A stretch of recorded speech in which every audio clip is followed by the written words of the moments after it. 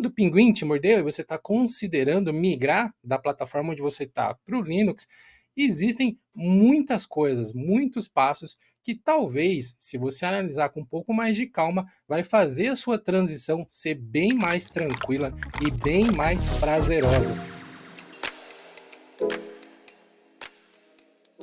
Nunca você sai da inércia para um movimento total sem nenhum tipo de esforço. Sempre requer um ganho de velocidade ali. Então, sei lá, você que usa o Windows hoje, não é tão simples você simplesmente chegar hoje de noite e formatar a sua máquina e amanhã você está usando 100% Linux. Não tem como isso acontecer. E o contrário também é verdadeiro, porque nós já sabemos, e já existem pessoas que desde sempre tiveram seus primeiros contatos com Linux e depois precisam migrar para outros sistemas, seja por qual motivo for. Então, essa é uma verdade que ela é válida para os dois lados. Não importa para qual sistema você está mudando, de onde você está, trocar sempre vai envolver um esforço de aprendizado, né? Eu acho que talvez essa seja a primeira lição que a gente pode compartilhar com as pessoas aqui, né? Tudo demanda uma curva de aprendizado. Você dificilmente consegue sair de um estado de pensamento para outro sem passar por um processo. É realmente uma coisa bem comum, uma coisa natural. E o processo de aprendizado de alguma coisa, ele leva, dependendo do que, né? Pode levar bastante tempo. A gente costuma pensar em coisas mais específicas, tipo uma habilidade, uma skill para uma profissão, ou mesmo algum assunto, como o Linux, por exemplo. Mas se você parar para pensar, não sei, o próprio idioma português. A gente aprende português desde que começa a interagir com os nossos pais, bebezinho ainda, criança ali, passa por um processo de alfabetização na escola, e mesmo assim, às vezes chega na fase adulta tendo um português, sei lá, sintaticamente médio, talvez. O interessante é que isso é verdade para o Linux também. Você não precisa ser um engenheiro de software para utilizar Linux. Basta você conseguir fazer as coisas que você precisa fazer utilizando a plataforma. Eu acho que ter a noção, e é uma coisa que eu não tinha na época, ter a noção de que é uma jornada uh, vai te ajudar a se sentir melhor com as pedras que você encontrar no caminho.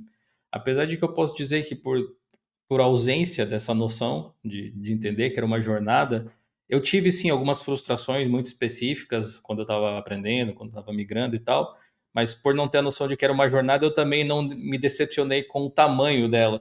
Às vezes a gente vê, tipo, olha tudo que tem para estudar sobre um determinado assunto e já se desanima, tipo, vou levar minha vida inteira para dominar esse assunto aqui. E aí é o ponto, né? Você não precisa aprender tudo, tintim por tintim, para poder aproveitar a tecnologia.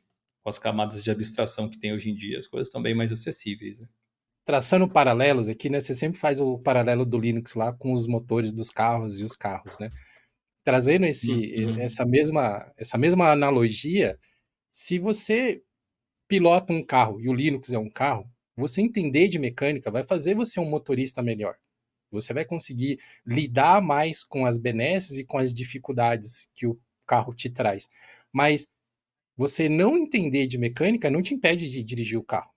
E no sistema Ou operacional é se exatamente. impedisse, né? Ninguém dirigia praticamente. Quando eu vejo usando o termo mais linguisticamente correto, essa falácia de que para você usar Linux você tem que ser um hacker, ou você tem que ser um programador, alguma coisa assim, eu falo, gente, né, Uhum. né? A gente já passou dessa discussão faz algum tempo. A maioria das distribuições mainstream hoje, você só precisa usar o terminal se você quiser. Linux Mint, Pop! OS, o Debian não, porque o Debian é meio chato, mas Fedora, sabe? Eu iria até um pouco mais longe, mesmo o Debian, mesmo o Fedora, etc. Tudo depende muito do que você precisa ou quer fazer, né? Eu não consigo imaginar alguém que quer estudar coisas avançadas em relação ao sistema ou mexer em componentes avançados fugindo do terminal. Mesmo no Windows ou no Mac.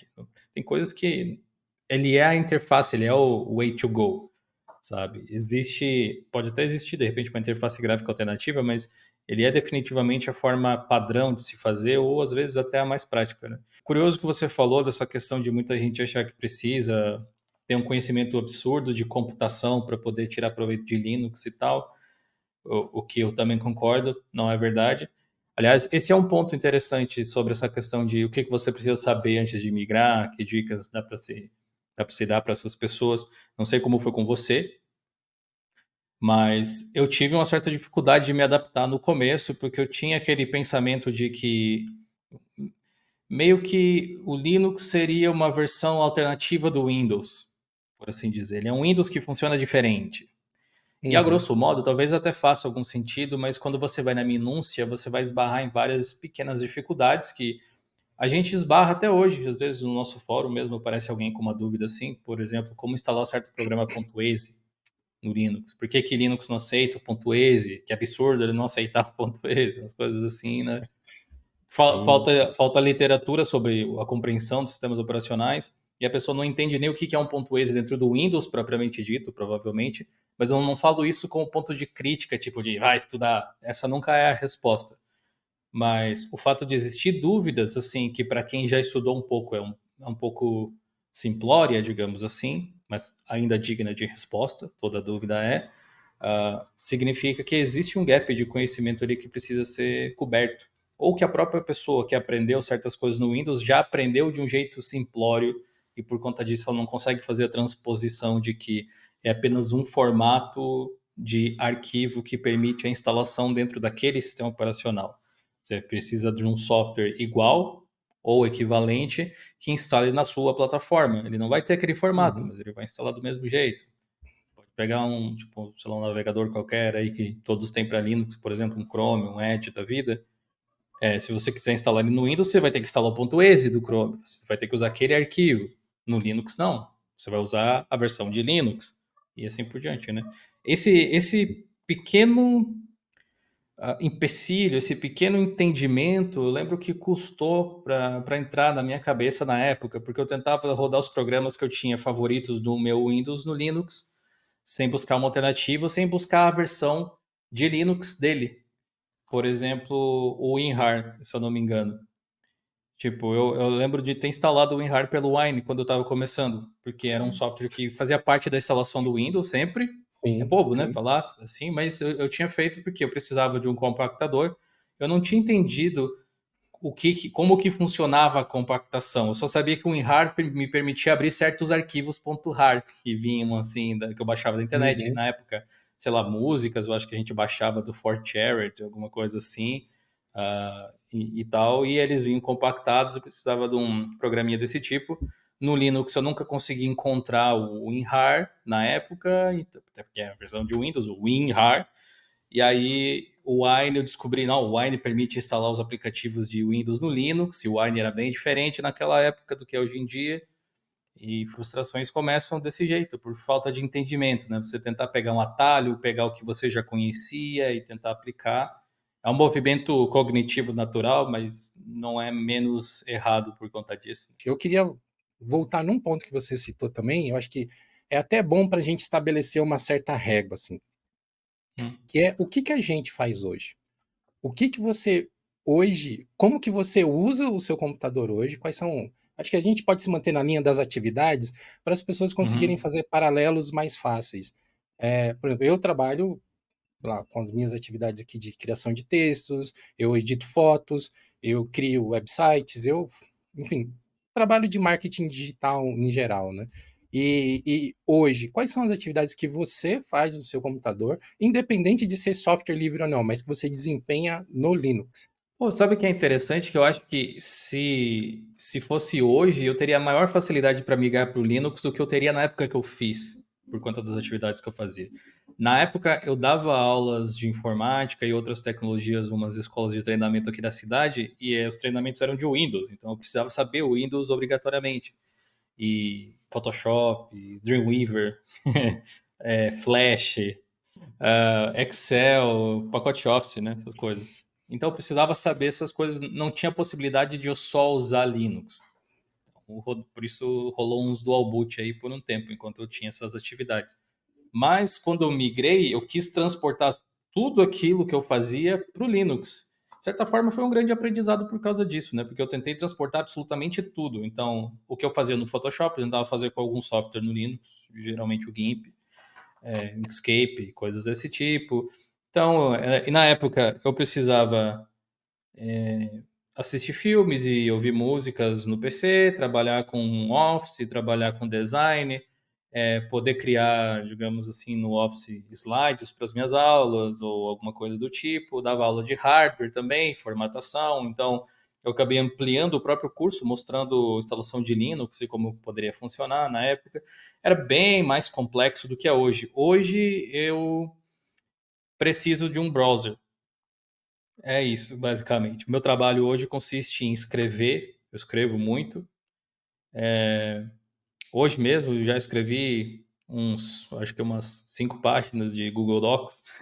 E geralmente eu uso o Google Docs para escrever, justamente para compartilhar e trabalhar de forma colaborativa nos textos quando precisa. E aí eu tenho alguns utilitários assim de entretenimento, sei lá, uns apps como o Spotify, por exemplo, também tem versão de Linux ali. E para as coisas que eu faço de vídeo para o canal, eu preciso do OBS quando eu preciso gravar a tela. Eu geralmente utilizo ele e utilizo softwares de virtualização. Então, Gnome Boxes, VirtualBox, etc. Para poder fazer capturas de tela ou de alguma coisa muito específica, ou para testar mesmo alguma coisa. E aí são softwares são utilitários básicos, gerenciadores de senhas, coisas assim. E observando os dois cenários, né, aquele lá atrás, quando eu trabalhava dando aulas e tal, nesse formato mais clássico, digamos assim, na frente de uma turma com dezenas de pessoas, versus hoje. Hoje é muito mais fácil, muito mais óbvio eu utilizar Linux para alguma coisa do que era naquela época, se for ver, né? Tá bem mais tranquilo. A própria evolução do Linux nos desktops facilita muito a vida. E especialmente para as coisas que eu faço hoje, não existe nenhum motivo para usar outro sistema necessariamente, apesar de eu usar. Eu uso outros, eu uso Mac, eu uso Windows às vezes, uso o Chrome Uhum. OS, por exemplo, que é um Linux também, teoricamente ali, mas eu uso eles porque eu gosto, porque eu quero, não porque eu preciso, geralmente. O único fator assim que eu posso dizer preciso usar o Windows, que não tem uma alternativa, é para jogar alguns jogos muito específicos que tem anti-cheat e não rodam no Linux ainda. Apesar de que essa semana teve a notícia de 14 mil jogos da Steam rodando no Linux já, mas bem aquele que eu gosto de jogar não roda. Enfim, é, tem essas situações ainda, mas é meio que isso. E você, Ed, como é que é? Minha formação inicial era com redes e administração de redes, né? Análise de sistemas, essas coisas assim. Então eu usava, por incrível que pareça, o Windows para ficar acessando o Linux quase o tempo inteiro e ficar trabalhando nos servidores, essas coisas assim. Como a maioria das empresas, pelo menos na época que eu trabalhava, os parques eram uniformizados em Microsoft, eram raros os lugares que permitiam que você tivesse Linux no seu desktop, por mais que os servidores, a vasta maioria fosse. Então eu usava muito Uhum. software de acesso remoto, eu usava o PuTTI, ou PuT, né? Como normalmente a gente Ele tem um jeito certo de falar, que eu nunca falei, sempre chamei ele de Put, que achava fala. engraçado, mas é o Putty, né? Então eu usava muito ele para acesso remoto, coisas de terminal, aplicações específicas para gerenciar aplicações específicas em servidores, tal. Então eu tinha meio que Uhum. o Windows como uma grande colcha de atalhos para acessar aplicações que controlavam aplicações em servidores. Essa era basicamente como Interessante. eu comecei na informática. E aí, quando eu tive a oportunidade de trabalhar num lugar que eu podia usar o que eu quisesse, que usar Windows não era obrigatório, foi quando, né, numa empresa que eu trabalhei, que todo mundo usava OpenSUSE. Pô, OpenSUSE, Yash, meu Deus, não sei o quê. E eu comecei a instalar o Debian. Aí o pessoal viu o Debian e eu fui mordendo as pessoas de pouquinho em pouquinho. Mas isso é uma história para outro geocache. E quando eu migrei para o Debian, eu comecei a enfrentar alguns problemas, porque não existiam aplicativos equivalentes, oficiais, pelo menos, para a maioria das coisas que eu precisava. Tipo, o client da Oracle para Windows era de um jeito e o client da Oracle para Linux era de outro jeito, totalmente diferente. Você tinha que fazer um monte de coisa na mão. Era bem mais chato de usar. Funcionava, mas dava mais trabalho.